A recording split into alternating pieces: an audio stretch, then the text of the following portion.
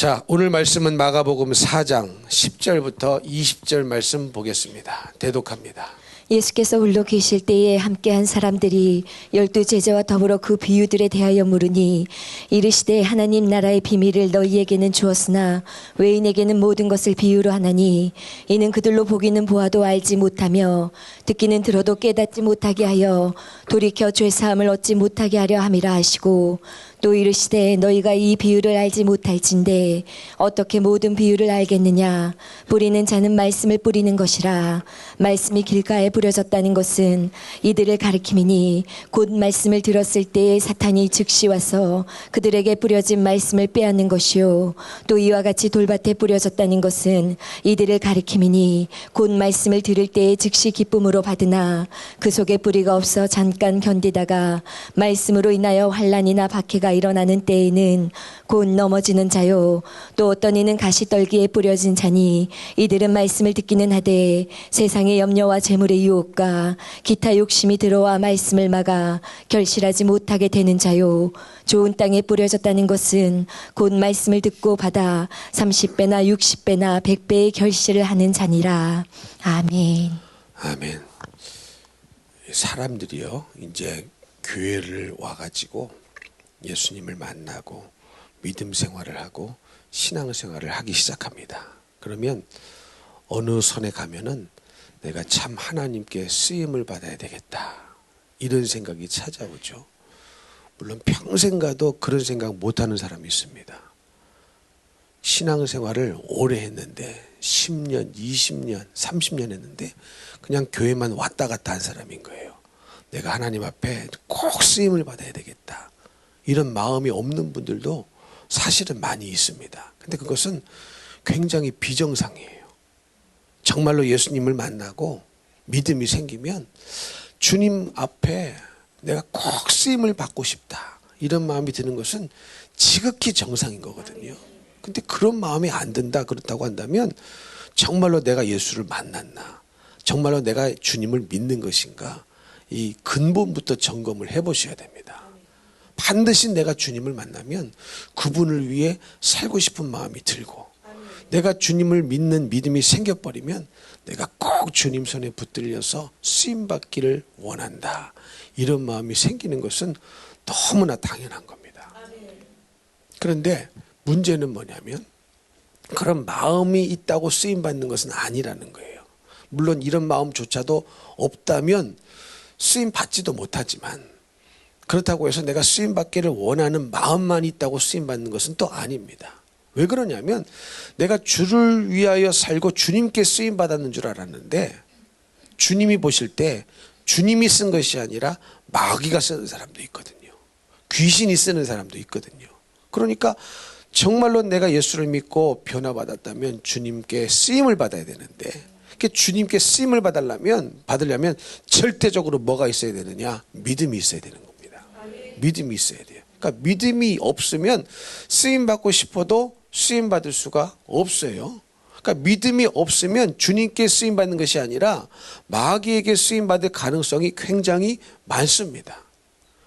왜? 믿음이다, 믿음으로 나가야 된다, 믿음으로 전진해야 됩니다, 믿음으로 지금 이 한 발자국을 뛰어야 될 상황인데, 그 상황에서 믿음이 없다면 그 한 발자국을 못 뛰게 만드는데 쓰임 받을 거거든요.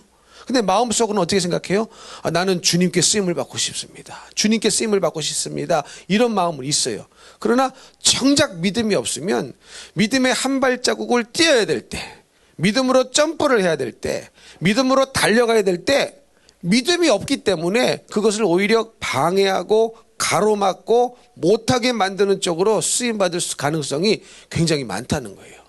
그러니까 말씀을 드리는 겁니다. 내가 주님께 쓰임받고 싶다는 마음만 있어서 쓰임받는 것이 아니고 믿음이 있어야 되고, 믿음이 없다면, 예수를 믿는 믿음이 없다면, 하나님을 믿는 믿음이 없다면 내가 주님께 쓰임받았는 줄 알았는데 그게 아니고 나도 모르게 마귀에게 쓰임받고 귀신에게 쓰임받고 하나님의 일이 안 되는 쪽으로, 주님의 뜻이 안 이루어지는 쪽으로 얼마든지 쓰임받는 사람들이 많이 있다라는 사실입니다. 그래서 정말로 하나님의 손에 붙들려 쓰임받기를 원하신다면 뭐가 있어야 돼요? 믿음이 있어야 됩니다. 뭐가 있어야 된다고요? 믿음이 있어야 됩니다. 그런데 이 믿음이 있으려면 항상 믿음은요 그냥 생기지 않더라고요. 그냥 자고 있는데 믿음이 싹 생기면 얼마나 좋겠습니까? 교회 10년 다니면 믿음 50% 생기고 20년 다니면 믿음 80% 생기고 30년 다니면 믿음 100% 생긴다. 딱 이렇게 공식이 있어가지고 딱 그대로 되면 얼마나 좋겠습니까? 근데 실제적으로는 그렇지 않거든요. 어떤 사람은 예수 믿고 1년이 됐는데 믿음이 쑥 성장한 사람도 있어요. 근데 어떤 사람은 예수 믿고 50년이 됐는데 30년이 됐는데 믿음이 아직도 바닥을 기고 있는 사람이 있어요. 그러면 그것을 보면은 이 믿음이 세월이 간다고 생기는 게 아니거든요. 그러니까 믿음이 생기는 길이 있고 믿음이 생기려면 반드시 이겨야 될 것이 있는 거거든요. 그냥 자다가 믿음이 생기는 것도 아니고 세월이 흐른다고 저절로 믿음이 생기는 것이 아니기 때문에 반드시 믿음이 있으려면 뭔가를 이겨야 될 것이 있다는 거예요. 뭔가 이겨야 할 싸움이 있다는 겁니다. 제가 이런 생각을 하다가 오늘 본문 말씀이 떠올랐는데, 오늘 본문 말씀 잘 아는 말씀이 있죠. 이 4가지 밭의 비유를 말씀하셨어요. 우리 예수님께서. 먼저 무슨 밭이 있었습니까? 길가와 같은 밭이 있었어요. 근데 이 말씀이 길가에 뿌려졌다는 것은 뭡니까? 곧 말씀을 들었을 때에 사탄이 즉시 와서 그들에게 뿌려진 말씀을 빼앗아 갔다. 빼앗아 갔다. 그러면 교회 안에 이런 사람이 있다는 거예요? 없다는 거예요? 있다는 거죠. 예수님 시대에도 이런 사람들이 있었고 오늘날도 마찬가지로 길가와 같은 마음을 갖고 있는 사람이 있을까요? 없을까요? 얼마든지 있습니다. 얼마든지 있어요. 그러면 이 사람은 뭘 이겨야 돼요? 이 사단 마귀 역사를 이겨야 되는 거죠. 그래야 말씀이 마음밭에 떨어져서 좋은 마음밭이 되어야 열매를 맺는 것인데, 좋은 마음의 밭이 아니고 길가와 같은 마음밭이라면 말씀이 뿌려지자마자 누가 낚아채요? 사단이 낚아친단 말이에요. 그러면 그 사단이 낚아채지 못하도록 해야 된단 말이죠. 이겨야 된단 말이에요. 승리해야 된다는. 낚아치게 만드는 그 원인이 뭔가를 알아야 되고 그 원인을 이겨야 되는데, 그러지 못하면 그냥 교회 와서 예배를 드리고 말씀 시간에 앉아는 있지만 다 뭐하고 간 거예요? 사단에게 말씀을 빼앗겨버리고 엉뚱한 생각하고 엉뚱한 말하고 나중에 그 말씀의 핵심은 못 알아먹고 전혀 그 속에 말씀이 안 들어있는 사람이 있다는 말입니다. 여러분, 믿음이 있으려면 이 마귀 역사를 이겨야 되는 거예요. 그냥 내 마음 상태, 내가 지금 드는 생각이 옳거니 오르려니 하면 큰일 나는 거예요. 지금 내 마음의 밭이 좋은 밭이겠거니 그렇게 생각하면 큰일 나는 겁니다. 지금 열심히 사탄은 말씀을 빼앗아 가고 있거든요. 그럼 이 마귀 역사를 이겨야 되는 거예요. 예수 이름으로 명하노니 떠나가라고 하고, 이 투쟁은 내가 해야 되고 이 싸움은 내가 해야 되는 거거든요. 근데 이걸 안 하는데 어떻게 믿음이 생기겠습니까? 믿음이 생기려면 말씀이 내 마음밭에 떨어져서 열매를 맺어야 믿음이 되는 거거든요. 믿으십니까? 열매를 맺어야 믿음이 됐다는 건데, 열매를 맺지 않으면 믿음이 생겨날 수가 없어요. 그러니 내가 말씀을 들을 때 그 말씀이 내 귀에 들려지자마자, 이 말씀이 뿌려지자마자 사탄이 즉시 와서 뿌려진 말씀을 빼앗아 간다고 했으니 빼앗기지 말아야 되는 거예요. 빼앗기지 말아야 돼. 근데 뭐 때문에 빼앗는 거예요? 어떤 통로로 자꾸 말씀을 빼앗기고 있느냐? 이거를 여러분이 깊이 속을 들여다보면서 점검하셔야 됩니다. 사단이 도대체 나의 무엇과 연결이 돼서 말씀을 계속 빼앗아 가고 있느냐? 이 생각을 해보셔야 돼요. 왜 다른 사람은 아멘하고 은혜를 받고 바뀌어지고 있는데 왜 자기 혼자 안 바뀌고, 오히려 말씀을 탓하고 그러고 있는 이유가 도대체 뭐냐는 겁니다. 이해가 되십니까? 이 4가지 밭의 비유 중에 단 한 번도 뿌려진 말씀을 탓한 구절은 없습니다. 뭐가 문제라는 거예요? 밭이 문제라는 거거든요. 밭이 문제라는 증거는 뭡니까? 같은 말씀이 뿌려졌는데 어떤 사람은 열매를 맺어요. 어떤 사람은 열매를 못 맺어요. 그래서 말씀이 문제가 아니라는 거예요. 이해가 되십니까? 말씀이 문제라면 다 열매를 못 맺어야죠. 씨가 다 썩은 씨야. 다 죽어버린 씨야. 살아있는 씨가 아니야. 그러면 길가에 뿌렸든 가시밭에 뿌렸든 돌밭에 뿌렸든 좋은 밭에 뿌렸든 열매가 없어야 맞죠. 그냥 썩 없어져 버려야 맞죠. 죽어버려야 맞죠. 그러나 그렇지 않다는 것은 말씀의 씨앗이 문제는 아니라는 거예요. 그러면 겸손히 내 밭이 문제구나. 도대체 내 밭은 어떤 밭인가. 이것을 철저히 찾아내고 말씀이 떨어지는 순간 이 사탄이 빼앗아가는 밭이 길가와 같은 밭이라고 그랬는데 도대체 길가와 같은 밭이 되어가지고 사탄이 나의 무엇과 연결이 돼서 나의 무엇을 이용해가지고 자꾸 말씀을 낚아채가고 있느냐. 이 점검을 해봐야 되는 거예요. 근데 그냥 내 안에 들어오는 이 생각이 맞겠거니 옳겠거니 아니요. 그 죄악된 생각 많아요. 그래서는 안 된다는. 그러니까 영적인 전쟁은 생각의 영역에서 일어나는 거예요. 지금 말씀을 들으면서도요 막 생각하시죠. 어떤 사람은 아멘으로 화답하는데 생각하기 바빠. 어때서 어떡하나 어떻게든지 이 말씀의 흠을 찾아내볼까. 어떻게 하면 내가 이거 말씀을 합리적으로 안 받아들여 볼까. 어떻게 하면 말씀을 듣고도 회개하지 않아 볼까. 나는 회개하지 않을 수밖에 없는 이유가 있는 그 이유를 찾아내느라 바쁜 사람들이 있거든요. 그게 다 뭡니까? 다 지금 사탄이 낚아채고 있는 거예요. 근데 왜 저 사람은 안 낚아채는 겁니까? 왜 저 사람에게는 열매가 있는 겁니까? 왜 저 사람은 말씀을 듣고 회개하는 것이고 왜 저 사람은 말씀을 듣고 새로워지는 것입니까? 말씀이 잘못됐다면 다 못 받아들여야죠. 근데 그렇지 않다는 거예요. 예수님 시대도 마찬가지였죠. 예수님의 말씀을 받은 사람이 있지만 안 받은 사람이 있었어요. 좋은 마음의 밭으로 받아들인 사람이 있지만 정말로 길가와 같은 마음밭이 되어서 말씀이 뿌려지는 족족 사단이 낚아채가고 있는데 그거를 모르는 거죠. 문제가 자기에게 있다는 걸 모르는 거예요. 문제가 자기에게 있다는 것을 모르고 예수님을 계속 공격했습니다. 네가 누구냐?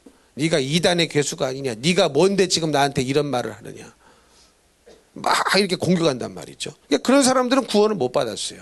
왜? 회개가 안 되니까. 여러분 말씀을 들을 때 회개라는 것은요 그 말씀을 향하여 권위를 줘야 그 말씀이 인정이 되고 받아들여지는 거거든요. 근데 여러분 예수님도 보십시오. 예수님에게 권위를 준 사람은 그 말씀을 받아들였습니다. 그러나 하나님의 아들 예수님이라 할지라도 그 예수님께 권위를 안 준 사람들은 말씀을 받아들이지 않았어요. 이해가 되십니까? 그러니 여러분 권위를 주는 것이 굉장히 중요한 거예요. 누구를 위해서? 내 영혼을 위해서. 내 영혼을 위해서 권위를 주는 게 굉장히 중요한 겁니다. 안 그러면요 말씀이 다 사탄에게 낚아채가 가지고요 왜 이렇게 뭐 은혜가 없냐. 그거는 말씀이 없기 때문이 아니거든요. 본인의 마음의 상태가 그런 거거든요. 이해가 되십니까? 그래서 정말로 이 길가와 같은 마음의 밭을 가지고 있는 분들은 사탄이 즉시 와서 그들에게 뿌려진 말씀을 빼앗는데 이것을 못 빼앗도록 싸워 승리해야 되는 거예요. 어디서? 생각의 영역에서. 생각의 영역에서 전쟁이 일어나니까 도대체 나의 어떤 생각을 타고 들어와 가지고 사탄이 말씀을 계속 빼앗아 가느냐, 은혜 받지 못하게 하느냐, 심겨지지 못하게 하느냐, 뿌리를 못 내리게 하느냐, 열매 맺지 못하게 하느냐. 도대체 나의 어떤 생각과 연결이 돼서 어떤 감정과 연결이 돼서 어떤 사상과 연결이 돼서 그러고 있느냐, 그걸 받아들이셔야 됩니다. 알으셔야 된단 말이에요. 이해가 되십니까? 그래서 말씀드리는 거예요. 공산주의 사상에 젖어 있는 사람들이 있죠. 사회주의 사상에 젖어 있는 사람이 있죠. 그 사상, 그 생각이요 말씀이 열매를 못 맺게 굉장히 강력하게 역사를 하는 거예요. 사단이 그 생각을 통하여서 말씀을 계속 낚아채 가고 있는 거거든요. 이해가 되십니까? 무슨 말씀인지 이해가 되십니까? 그러니까 생각이, 사상이 무서운 거예요. 내가 어떤 생각을 가지고 예배를 드리고 있길래 사단은 반드시 그 생각을 통해서 안 좋은, 하나님이 원치 않는 그 생각을 통해서, 감정을 통해서 일을 함으로 말미암아 계속 말씀을 낚아채 가고 있는데 그런 자신을 발견하지 못한다면 싸울 수가 없고 싸우지 못한다면 승리할 수가 없는 것입니다. 그러니까 여러분 믿음은 그냥 생기는 게 아니에요. 먼저 이게 마귀 역사 있구나 이해하고 인정하고 대적하고 싸워야 되는데 그 일은 내가 해야 되는데 그 일을 하는 사람이 별로 없어요. 왜? 이런 일이 있다는 것조차도 알지를 못하는 거거든요. 워낙 무지하니까. 근데 자기는 굉장히 많이 한다고 착각합니다. 아니요. 영적인 세계에는 하나도 몰라요. 아무것도 몰라요. 그냥 자기에게 들어오는 생각이 내가 받는 느낌이 맞다고 착각을 하면서 혼자 마귀에 열심히 말씀 빼앗기면서 그렇게 살아가는 사람들이 교회 안에 많습니다. 두 번째는 무슨 밭입니까? 돌밭이요. 돌밭에 뿌려졌다는 것은 뭐라고 써 있습니까? 곧 말씀을 들을 때 즉시 기쁨으로 받기는 해요. 그렇죠? 여러분도 말씀을 들을 때 야, 정말 말씀이 그렇구나. 막 이 기쁨으로 받을 때가 있죠. 그러나 그 속에 뭐가 없어요? 뿌리가 없어서 잠깐은 견뎌요. 견디다가 말씀으로 인하여 환난이나 박해가 일어나는 때는 곧 넘어진답니다. 자, 여기서 중요한 게 뭐 때문에 환난이나 박해가 일어나요? 뭐 때문에? 뭐 때문에요? 말씀으로 인하여 환난이나 박해가 일어난답니다. 그러니까 말씀대로 살려고 하면, 말씀대로 지켜 행하려고 하면 환난이나 박해가 있을 수 있어요, 없어요? 있습니다. 있습니다. 근데 나는 한 번도 신앙생활하면서 환난이나 박해가 없었다? 이상한 사람이에요. 신앙생활 제대로 해봤는지 점검해 보셔야 됩니다. 그러니 그냥 평안하다 평안만 달라고 말할 것이 아니라는 거예요. 아니 왜 말씀으로 살면 그 말씀 때문에 당하는 환난이 있는 것이 당연한 것이고 박해가 있는 것이 당연한 건데 얼마나 타협을 했길래 환난이 없습니까? 얼마나 잘 타협을 해왔길래 박해가 없냐는 거예요. 무슨 말씀인지 이해가 되십니까? 근데 지금 이 돌밭에 뿌려졌다는 것은 이 말씀을 즉시 기쁨으로는 받았단 말이죠. 기쁨으로는 받았는데 이것으로 끝난다는 게 아니라는 거예요. 그러면 그 이후에 이 기쁨을 근심으로 바꾸는 마귀 역사가 있는 거예요. 말씀으로 인하여 뭐 할 때? 환난이나 박해가 일어날 때. 처음에는 박해가 환난이 없으니까 막 기뻐요. 그러나 말씀으로 살려고 하니까 환난이 발생하고 핍박이 발생하고 막 어려운 일이 생깁니다. 그럼 그때는 꼭 넘어진다는 거예요.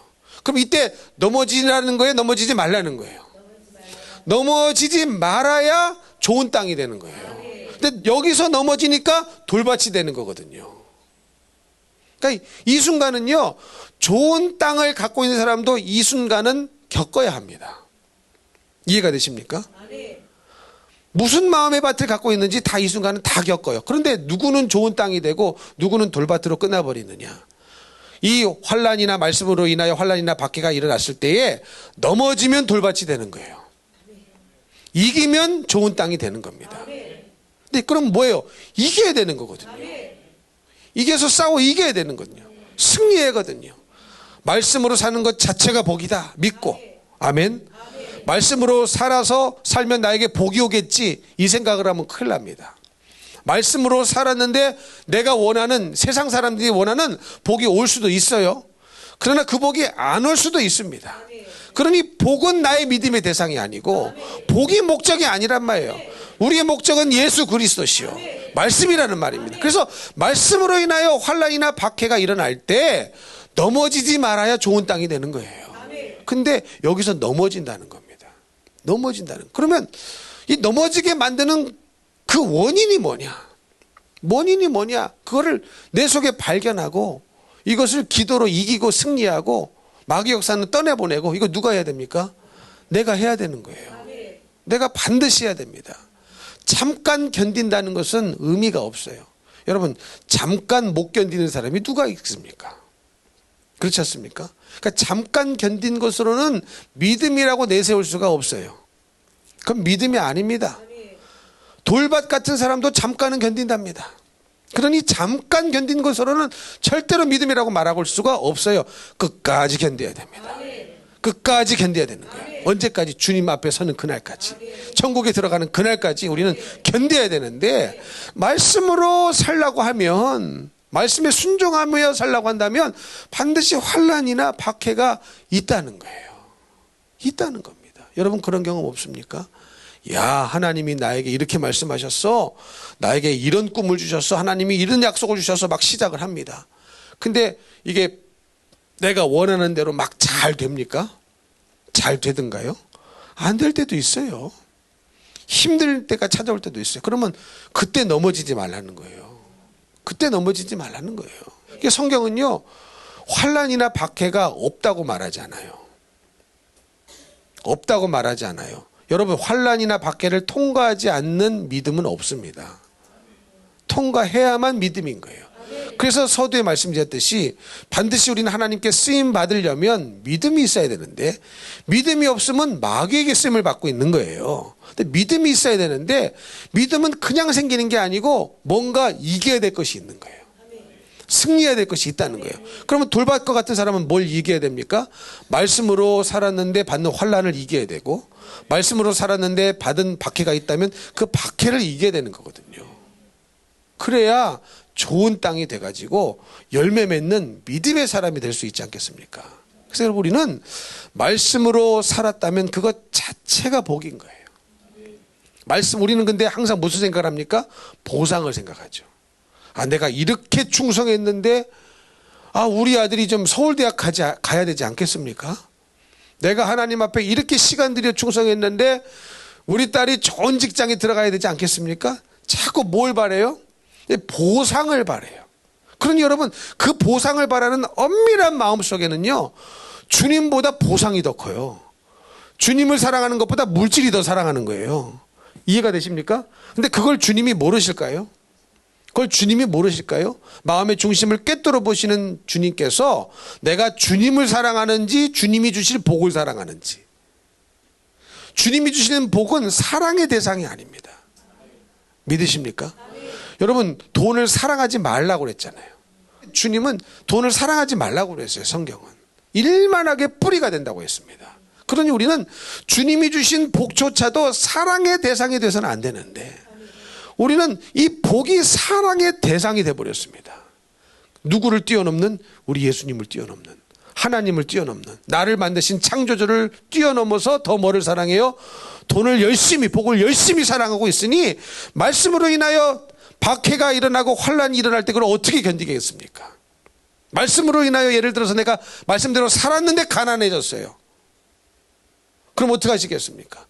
당장 예수가 뭐고 떠날 사람 없겠습니까? 따질 사람 없겠습니까? 내가 이렇게 말씀대로 살았는데, 내가 이렇게 교회에 이렇게 충성했는데, 내가 이렇게 가난해졌다고 도대체 나를 왜 이렇게 했냐고, 나에게 해준 게 뭐냐고. 해준 게 왜 없어요? 생명 주셨죠. 생명 주셨죠. 얼마나 감사합니까? 생명을 감히 누가 줄 수 있습니까? 이 땅에 사람으로 태어나게 하실 수 있는 분이 누구냐는 거예요. 부모님이 생명을 주신 거예요? 아닙니다. 생명은 하나님이 주셨어요. 그 생각을 해야 되는데, 워낙 그 초점과 관점과 사랑의 대상이 하나님이 아니에요. 우리 예수님이 아니에요. 물질입니다. 돈입니다. 그러니까 말씀으로 인하여 조금만 어려워져도 막 주체할 수 없을 정도로 무너지는 거예요. 이거 너무 유치하지 않아요, 여러분? 너무 유치하지 않아요? 하나님 앞에? 여러분도 사람 대하다 보면 참 저 사람 유치하다, 그런 사람 있어요, 없어요? 너무 유치하다, 그런 사람 있단 말이에요. 근데 여러분, 하나님 앞에 우리가 얼마나 믿음이 없어서 유치하게 느껴지는 사람인가. 예? 너무너무 흔들리는 거죠. 너무너무. 말씀으로 살았는데, 말씀으로 살았다는 기쁨과 감사는 어느 순간 사라져버리고, 말씀으로 인하여 가난해져, 말씀으로 인하여 어려워져. 물론 힘들죠. 그러나 여러분, 아무리 힘들어도 주님이 나 때문에 힘든 거에 비할 수 있겠습니까? 그 생각을 할 수 있어야 되거든요.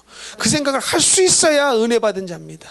그 생각을 할 수 있어야 예수 믿는 사람이에요. 정말로 살아계신 분으로 믿는 자이거든요. 근데 그 생각이 안 나요. 그 생각을 못해요. 못하니까 그냥 말씀으로 조금 살다가요, 어려워지기 막 시작하는 시초가 올라고 치면은 마구마구 흔들려버린 믿음의 근간이 흔들려버려요. 그러니까 믿음의 근간이 흔들린다는 건 사실 믿음이 없다는 거예요. 뭐 흔들린 믿음도 사실은 없는 거예요. 이해가 되십니까? 도대체 믿음이라는 것이 어디 있냐는 거죠. 그래서 우리 예수님이 말씀하셨습니까? 믿음이 어디 있느냐 물으셨어요. 믿음이 어디 있느냐. 믿음이 적은 자들아 라고 말씀하신 때도 있지만, 도대체 너의 믿음이 어디에 있느냐 이걸 물으실 때도 있었어요. 그러니까 사람은요, 어딘가에 자기 믿음을 둔다는 거예요. 이해가 되십니까? 한 사람도 자기 믿음을 어디에 안 두는 사람은 없어요. 어떤 사람은 자기 믿음을 물질에 둡니다. 어떤 사람은 자기 믿음을 은행에 둡니다. 어떤 사람은 자기 믿음을 권력에 둡니다. 여러분 얼마나 불쌍합니까? 얼마나 불쌍합니까? 믿음이 물질이 된 거예요. 믿음이 도대체 어디에 뒀냐는 거예요. 그 믿음의 대상은 우리 예수님밖에 없어요. 믿으십니까? 그렇다면 말씀으로 인하여 환난이나 박해가 일어나면 믿음 있는 사람은요 오히려 그때가 감사한 거예요. 왜 그런 줄 아십니까? 내가 이제 믿음으로 사는군요. 이게 깨달아지는 거거든요. 이게 워낙 여지까지 믿음으로 안 살고 요리조리 피해 다니고 타협만 하고 살았으면 환난이 없습니까? 박해가 없습니까? 네. 세상 사람들에게 욕을 한번 안 먹어봤습니까? 복음 전하다가 뺨따구를 한번 안 맞아봤습니까? 얼마나 요리조리 타협하고 믿음으로 안 살았으면. 근데 막 믿음으로 말씀으로 사는데 박해가 와요. 환난이 와요. 그러면 그때 진짜 믿음의 사람은 그때 진짜 감사의 기도가 나옵니다. 내가 주님 비로소 이렇게 예수 믿는 것이 내가 예수를 믿는다고 내가 느껴집니다. 내가 예수 믿는 것 때문에 주님 믿는 것 때문에 환난을 당하게 하시니 감사합니다. 이런 마음이 찾아와요. 여러분 이런 마음이 찾아오니까 바울 같은 사람은요 복음 전하다가 매 맞고 옥에 갇혔는데 기뻐하라는 말이 나오는 거예요. 이해가 되십니까? 그런 말이 어떻게 나오겠습니까? 믿음 없는 사람은 대번에 원망하고 불평하고 내가 예수님을 이렇게 위해서 충성했는데 내가 내 삶도 다 버려버리고 바리새인이란 직책도 버려버리고 배설물처럼 여겨버리고 나의 평안한 안정된 보장된 인생도 다 뒤로 한 채 내가 이렇게 예수님을 위하여 복음을 증거했는데 도대체 나에게 이게 뭐냐고 내가 왜 매를 맞아야 되냐고 내가 왜 감옥에 갇혀야 되냐고 이렇게 따지는 사람이었다면 어찌 기뻐하라고 말할 수가 있겠습니까? 그럴 수 없는 거거든요. 근데 날 위해 고통당하시고 죽으시고 나 천국 보내주시기 위하여 모진 고난 다 당하시고 죽어주신 그 주님으로 인하여 내가 이제 박해를 당하니 너무 감사하다. 그 예수님 때문에 내가 이제 환난을 이제 겨우 당하기 시작했으니 나는 정말 이제부터 너무나 감사하다. 우리는 이런 생각이 드는 게 정상인 거예요. 정상인 겁니다. 근데 오로지 우리 관점은 뭐예요? 평안한 거. 잘 먹고 잘 사는 거. 여러분 평안하려고 예수 믿는 것도 아니에요. 그러나 참된 평안은 예수님이 주십니다. 천국의 평안 아닙니까? 도대체 목적이 뭐냐는 거예요. 그러니까 믿음으로 살아야 쓰임받는데 믿음으로 살려면 이거 뛰어넘으셔야 돼요. 이기셔야 됩니다. 말씀으로 살았다면 그것 자체가 주님 고맙습니다. 감사합니다. 내가 이제는 이런 삶을 자체를 못 살았어요. 그냥 오로지 복 받는데 미쳐가지고 돈놀이하고 돈 버는데 미치고 그냥 그 돈 많이 벌려고 나 사실 교회 나왔어요. 이런 생각을 하게 되는 거죠. 그러나 정말로 내가 이제 말씀으로 살기 시작했는데 말씀으로 살기 시작해 보니까 환난이 오기 시작하네요. 박해가 오기 시작하네요. 근데 이게 내가 말씀으로 살고 있다는 증거이니까 주님 너무 감사합니다. 너무 행복합니다. 내가 이제 주님의 고난에 동참할 수 있는 것 같아서 너무 감사합니다. 이런 고백이 나와야죠. 그런 고백을 하는 사람에게 마귀가 어떻게 건들겠습니까? 건드려봤자 지손이지. 건드려 왔다가 예수 이름으로 명하노니 떠나갈지라 하면 주랭랑 쳐야죠. 지손이죠. 이해가 되십니까? 세 번째 밭은 어떤 밭입니까? 가시떨기에 뿌려진 밭이 가시떨기 밭이에요. 어떤 이는 가시떨기에 뿌려진 자니 이들은 말씀을 듣기는 하되 듣기는 해요. 듣기는 하되 세상의 염려와 재물의 유혹과 기타 욕심이 들어와 말씀을 막아 결실하지 못하게 한답니다. 듣기는 들어요. 지금 여러분들처럼 듣기는 들어요. 듣기는 들어요. 근데 말씀을 들으면서도 계속 그러는 거죠. 아유, 목사님 말씀대로 살다가는 거지 되겠다. 거지 되겠다. 거지 되겠다. 계속 그게 뭡니까? 재물의 유혹과 욕심이 들어와 말씀을 막아버리는 거예요. 결실하지 못하게 하는 겁니다. 근데 여러분 이 믿음 없는 수준은 벗어나셔야 됩니다. 정상적인 믿음의 생각이 아니에요. 지금 제가 어떻게 말씀했는지 기억나시죠? 정상적인 믿음의 생각이 아니란 말이에요. 믿음의 생각은 그게 아닙니다.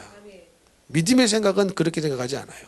믿음의 사람은 절대로 그런 방식으로 생각을 하지 않습니다. 생각하는 방식 자체가 완전히 틀려요. 질이 달라요. 그러니까 세상의 염려와 재물의 유혹과 기타 욕심에 들어와 말씀을 막아 결실하지 못하게 된다. 얼마나 이게 안타까운 일입니까?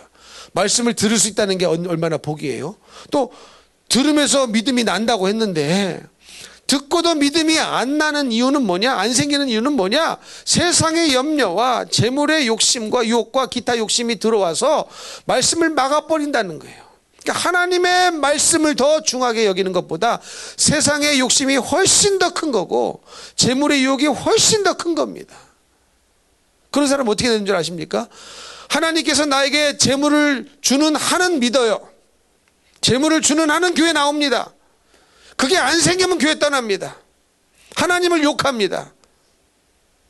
그게 무슨 믿음이냐고, 광신자라고 딴소리 합니다. 이상한 소리 합니다.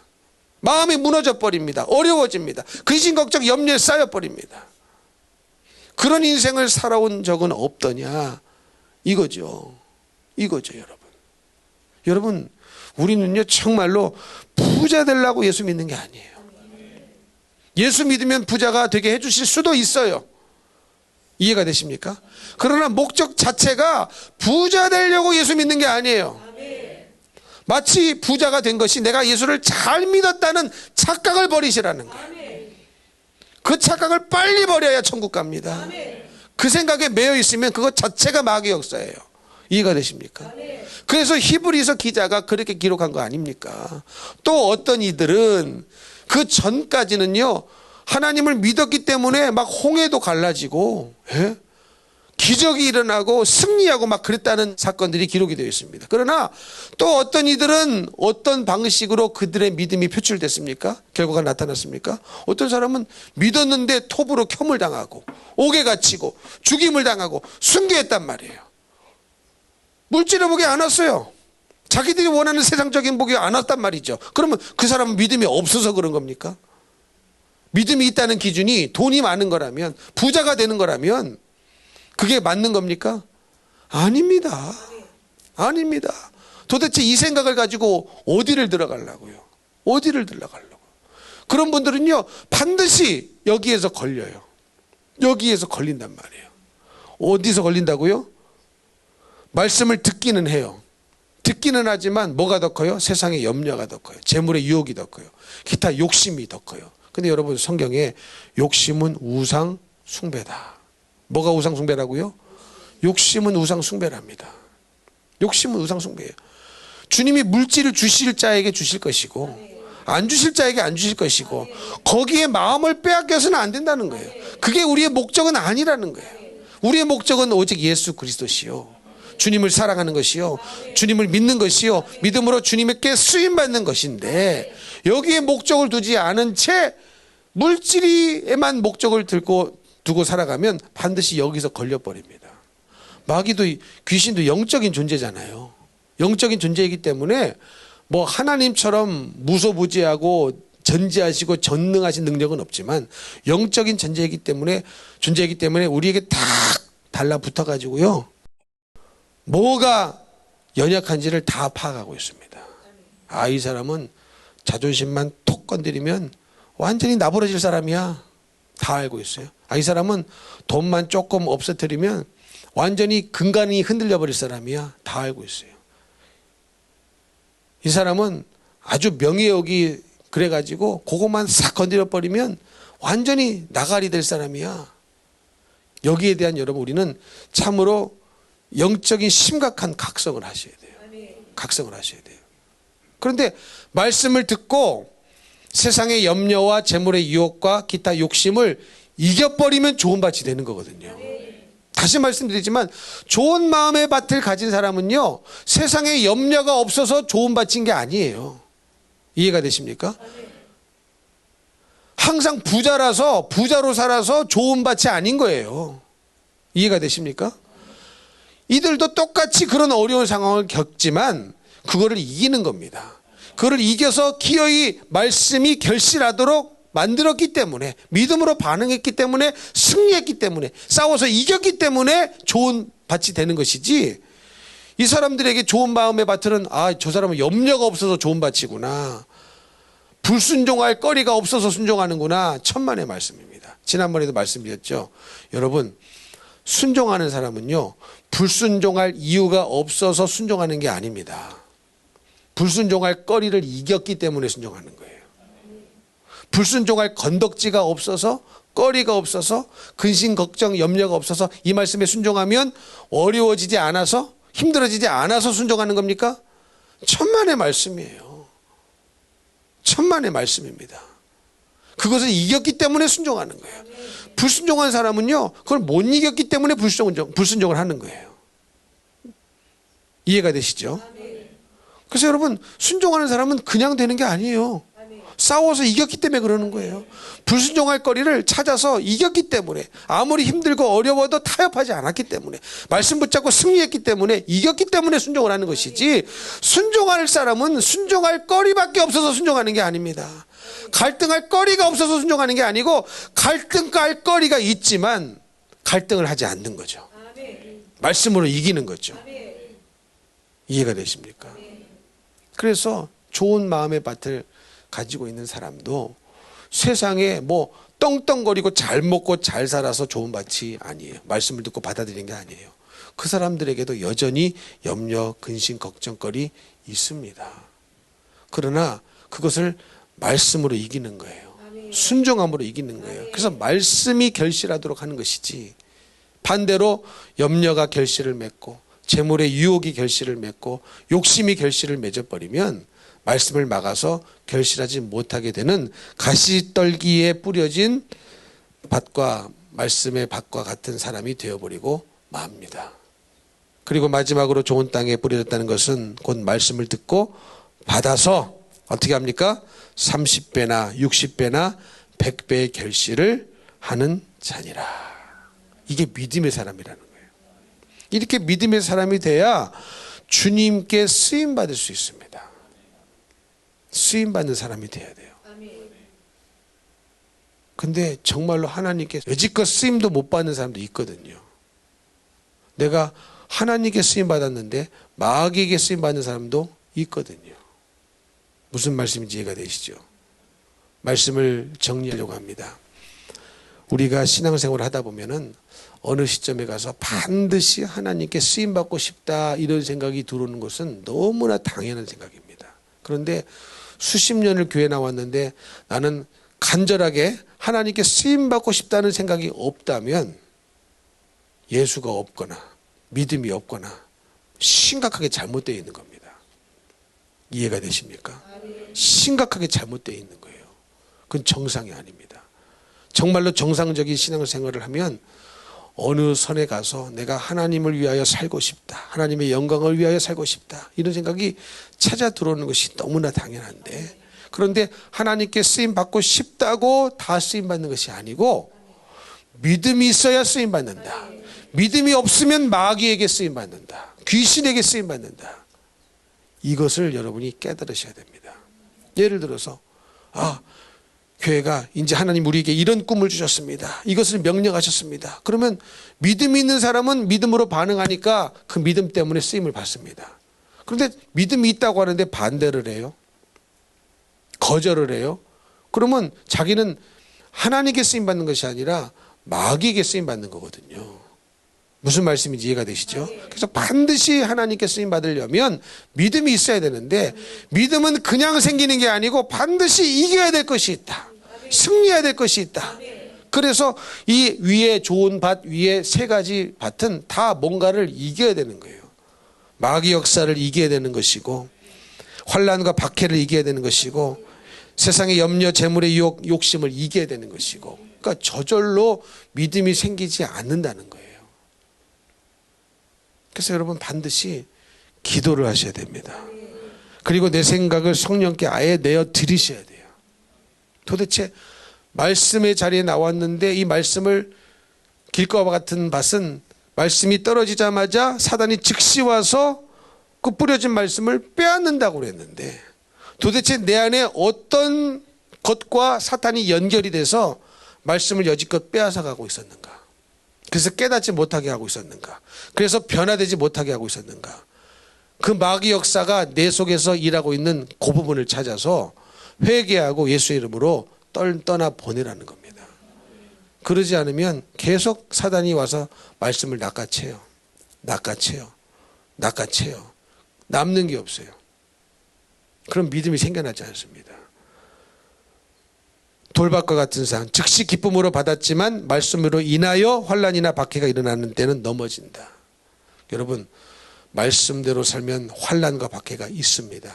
이때 넘어지는 자는 돌밭이 되는 것이고 이기는 자는 좋은 밭이 되는 겁니다. 아멘이십니까?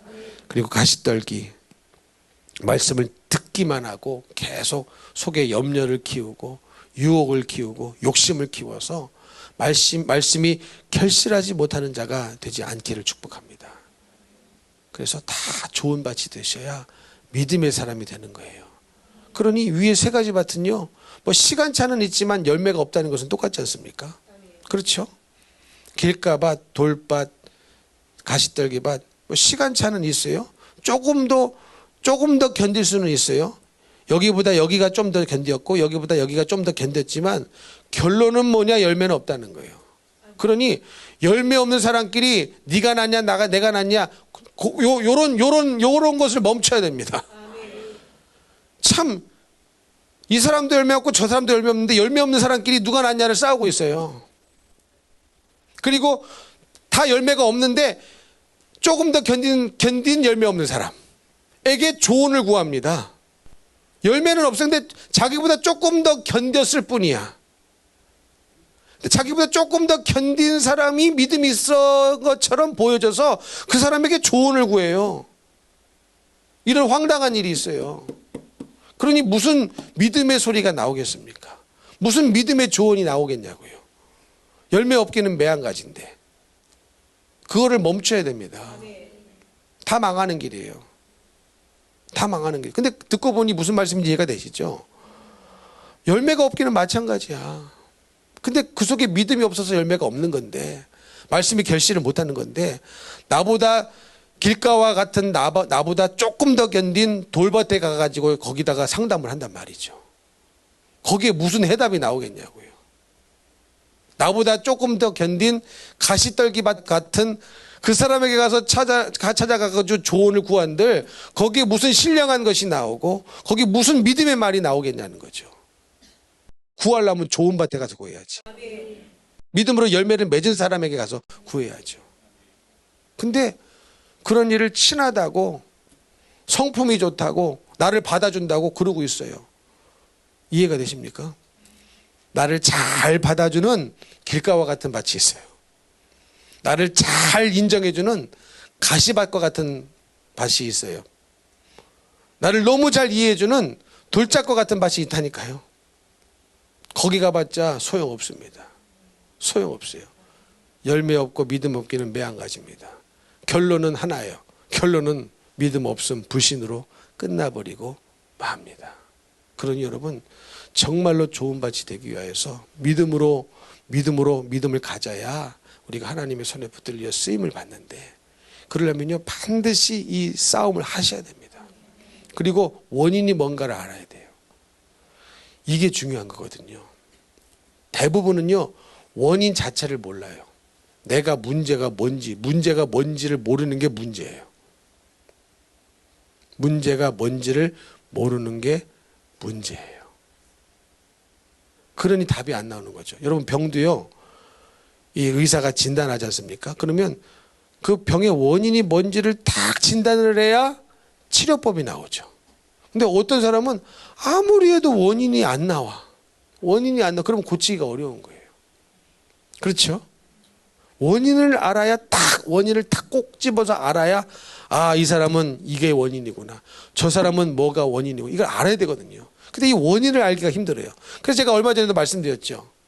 제가요 막 왼쪽 팔이 막 저리고 등짝이 막 아프고 그랬어요. 막 한 부분 날개 쪽지를 콕 막 송곳으로 찌르는 것처럼 막, 그리고 막 팔이 저려요. 내가 저릴 나이가 아닌데. 근데 여기를 열심히 주물러도 이게 안 되는 거예요. 문제는 어디 있었다고요? 목에 있어요. 목에. 목뼈가 잘못됐으니 여기에 원인이 있었던 거예요. 그러니 원인이 아닌 여기다만 신경 써서 될 일이 아니라는 거죠. 이렇듯이 여러분, 이게 원인을 알아야 해결이 됩니다. 왜? 원인을 알아야 회개를 할 것이고, 원인을 알아야 그 마귀 역사도 대적해서 떠나보낼 것인데, 첫째는 원인이 내 안에 없어. 이게 큰 원인이에요. 두 번째는 그 원인이 뭔지를 모르는 게 또 큰 문제예요. 그래서 여러분, 기도하는 거예요. 그래서 기도하면은요, 남이 보이는 게 아니라 내가 보여요. 남이 보이는 게 아니라 내가 보여요. 그 기도를 하면 할수록 그래서 내 속에 있는 죄가 발견되는 거거든요. 기도를 하면 할수록 내 속에 있는 죄가 보여지니까 회개할 수밖에 없고, 회개하면 해결될 수밖에 없고, 해결되면 하나님과 가까워질 수밖에 없죠. 그래서 지난번에도 말씀드렸듯이 여러분, 주님의 뜻을 알려달라고 기도하는 것이 아니라, 내가 죄를 회개하면 주님과 가까워지기 때문에 주님의 음성이 들리는 거예요. 이해가 되십니까? 그러니 회개는 안 하고 주님의 뜻을 알려주세요 백날 기도해봤자 모릅니다. 몰라요. 지금 제가 여기서 설교하는 소리가 다 들리시죠? 왜냐하면 저하고 가깝기 때문에 들리는 거예요. 그런데 저 교회 문 밖에 있는 사람 들릴까요? 안 들려요. 벽이 가로막혀 있어서 안 들려요.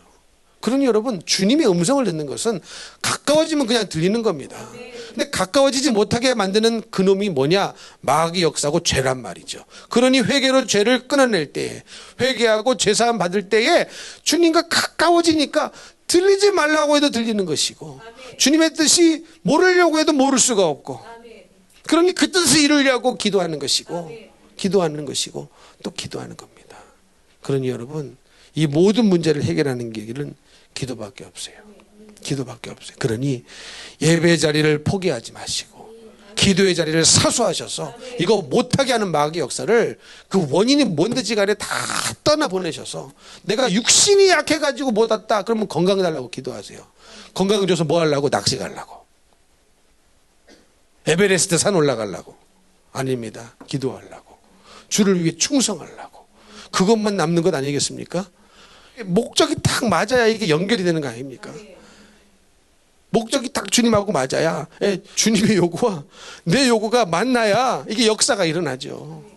주님의 소원과 내 소원이 딱 만나야 역사가 일어나는데, 주님의 소원은 여기 있는데 내 소원은 여기서 막 이거 달라고 올려드리고 있으면 이게 됩니까?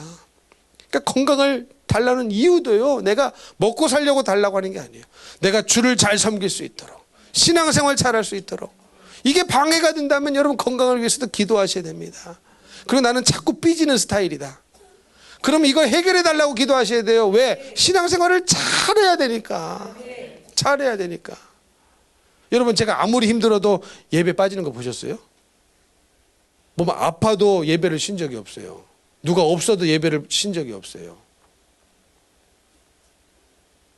그거는 목사님이니까 그렇죠? 속으로 다 지금 그렇게 생각하는 게 막 들리네. 그럼 목사님이니까 그렇다고? 아닙니다, 여러분. 목사도 말씀대로 심판받고 성도도 말씀대로 심판받습니다. 여러분, 저는 속상할 일이 없겠습니까? 속상한 일이 있지만 기도하고 그러는 거죠.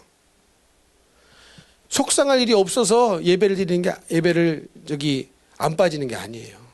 마음 아픈 일이 없어서 안 빠지는 게 아니에요. 안 아파서 안 빠지는 게 아니에요. 그날도 허리를 다쳐가지고, 근데 걸을 수가 없잖아요. 그렇다고 해서 예배를 못 드리겠다 이런 생각이 안 들어요. 누구한테 맡겨야 되겠다 그런 생각도 안 들어요. 그건 목사님이니까 그러죠. 자꾸 또 들리네. 그게 아니고, 여러분, 목사나 성도나 믿음이 있어야 됩니다. 목사도요, 신앙생활을 먼저 잘해야 되는 게 목사고, 성도도 마찬가지거든요. 목사도 마찬가지예요. 목사도 신앙생활을 잘해야죠. 목사랍시고 신앙생활을 안 하면 되겠습니까? 목사도 기도해야 되고, 다 똑같이 더 열심히 더 간절히 해야 되는 것이 목회자의 사명입니다. 그러므로 사랑하는 성도 여러분, 믿음이 있어서 쓰임 받기를 예수님 이름으로 축복합니다. 그러기 위해서 믿음의 선한 싸움을 끝까지 싸우십시오. 나로 하여금 좋은 땅이 되지 못하게 만드는 이 모든 마귀 역사, 세상 근심, 걱정, 염려, 유혹들 다 이기고 승리하셔서 하나님이 귀에 쓰시는 거룩한 그릇, 믿음의 그릇이 다 되시기를 예수님 이름으로 축복합니다.